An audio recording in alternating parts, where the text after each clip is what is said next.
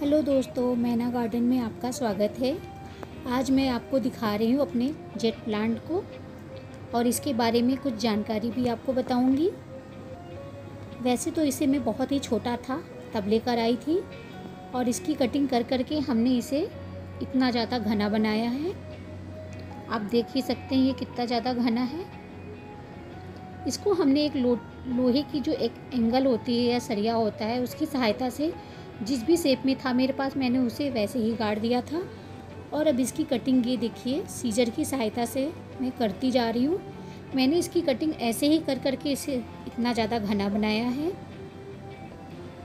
और इसे अब मैं जिस शेप में मैं चाह रही हूँ उसको उस शेप में बना दूँ। डोरी की सहायता से इसे बांधती जाऊँगी, आप तो देख ही रहे हैं। और आप भी जिस शेप में चाहें तो इसे उस शेप में दे सकते हैं। बोनसाई बना सकते हैं, मोर की शेप में दे सकते हैं, जैसा भी चाहें आप वैसा इसे उसी रूप में ढाल दे सकते हैं। ये इतना अच्छा प्लांट है कि आप इसको जैसा शेप देंगे वैसे ही ये ढल जाता है। अब ये देखिए डोरी की जो ये ब्लैक डोरी है इसको मैं इस तरह एंगल में बांध के इसको शेप दे रही हूँ और मैं जहाँ से मुझे जैसा शेप चाहिए होगा वैसे मैं इसकी कटिंग करती जाऊँगी। और जो ये कटिंग करूँगी इसे फेंकना नहीं है, इसे मैं दूसरे पॉट में लगा दूँगी ताकि एक प्लांट लाके आप इसको 100 प्लांट बना सकते हैं। ये देखिए कितना मोटा स्टेम है, इसकी भी कटिंग साइड से मैं करके और निकाल रही हूँ। आप जहाँ से चाहें वहाँ से कटिंग कर लीजिए। ये देखिए अब इसे भी मैं डोरी की सहायता से बांधूंगी।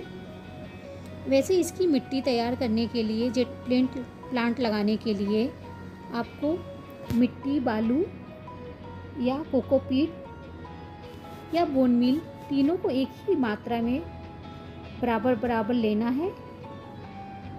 और बालू तो ज़रूरी होना चाहिए, प्योर मिट्टी नहीं होनी चाहिए, नहीं तो कभी कभी ये प्लांट जो मिट्टी में थोड़ा स्लो बढ़ते हैं।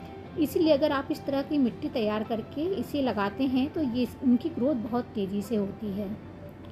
और आपको एक बात और बता दूं, ये लोग इसे कहते हैं कि ये इंडोर प्लांट है, जबकि ये इंडोर प्लांट नहीं है। अगर आप इसे इंडोर रखते हैं और आप इसे धूप नहीं दिखाते तो ये जो प्लांट है ये बहुत अच्छा ग्रो नहीं करता है। अगर आप इसे इंडोर रखते भी हैं तो कम से कम वीक में 2 बार 4 से 5 घंटे के लिए इसे आपको धूप में रखना ही पड़ेगा, तभी इसकी ग्रोथ बहुत अच्छी होती है। ये देखिए सेब इस तरह से देखिए मैंने इसे लगा दिया है, आपको दिख ही रहा होगा कितना सुंदर लग रहा है ये। अब दूसरे गमले में भी हमने जो कटिंग की हुई है वो लगाएंगे। ये देखिए अब इसमें हमने कुछ जो मोटी मोटी कटिंग थी वो हमने इसमें लगा दिया है और ये बहुत ही जल्दी लग जाएगा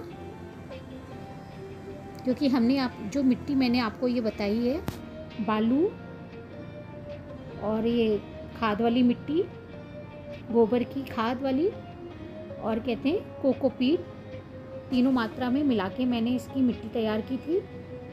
आप कहेंगे तो मिट्टी किस तरह का तैयार करते वो भी मैं आपको दिखाऊंगी। अब इसे मैंने साइड में कर दिया और ये देखिए एक बाल्टी का लोहे का तार था, उसे भी हमने गमले में इस तरह से गाड़ दिया है। और अब इसे इस तरह से लगा लगा के जब ये बड़ा होगा तो इसे इसी एंगल की सहायता से इसे चढ़ाते जाएंगे हम, तो इसका शेप बहुत ही अच्छा निकल कर आता है। और ये देखिए ये भी हमने जो ये लगाया है हैंगिंग गार्डन मतलब हैंगिंग बास्केट में, इसमें भी हमने पहले ही इसकी कटिंग से ही लगाया था और ये देखिए मोटा और घना भी हो गया है। और भी जो हमने कटिंग की हुई है इसकी, ये भी जो हमारे पास हैंगिंग गमला है उसमें लगा देंगे। और एक प्लांट से कई सारे प्लांट आप बना सकते हैं। बस ध्यान इतना रखिएगा जब भी इसमें पानी डालें आप तो इसका पानी पूरी तरीके से बाहर निकलना चाहिए, इसमें रुकना नहीं चाहिए। अगर इसमें पानी रुकेगा तो ये प्लांट जो इसके जड़ होते हैं वो गल जाते हैं और फिर ये अंदर अंदर सड़ने लगते हैं। तो आप बस इस बात का ध्यान रखें कि पानी इसका पूरी तरीके से बाहर निकलना चाहिए। और वीक में जब भी आप इसे पानी दें तो पूरी तरीके से अच्छे से मिट्टी गीली होनी चाहिए। और अगर जब दोबारा दें तो इतना ध्यान रखें कि इसकी मिट्टी आप छू कर देख लीजिए कि भुरभुरी हो गई है कि नहीं।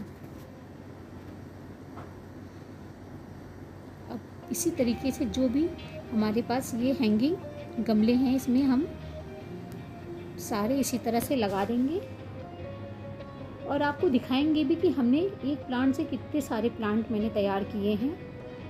आप चाहें तो आप भी इसी तरीके से खूब सारे प्लांट तैयार कर सकते हैं, क्योंकि मार्केट में इसे बहुत ही महंगा बेचा जाता है, क्योंकि इसे लकी प्लांट कहते हैं, जैसे मनी प्लांट को कहते हैं, इसलिए इसकी कॉस्ट ज़्यादा ही होती है। ऑनलाइन तो और भी ज़्यादा महंगा मिलता है ये।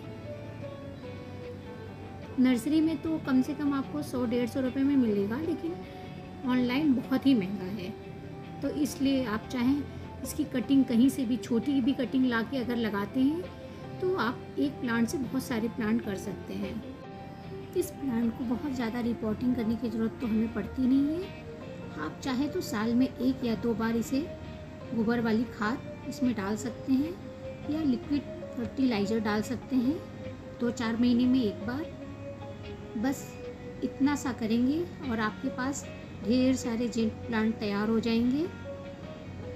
जैसे मैंने बहुत सारे बना लिए हैं। एक दिन मैं इसका वीडियो भी बना के दिखाऊंगी कि हमारे पास कितने सारे जेट प्लांट तैयार हैं। अगर आपको ये वीडियो पसंद आए तो लाइक सब्सक्राइब ज़रूर करिएगा। Thank you.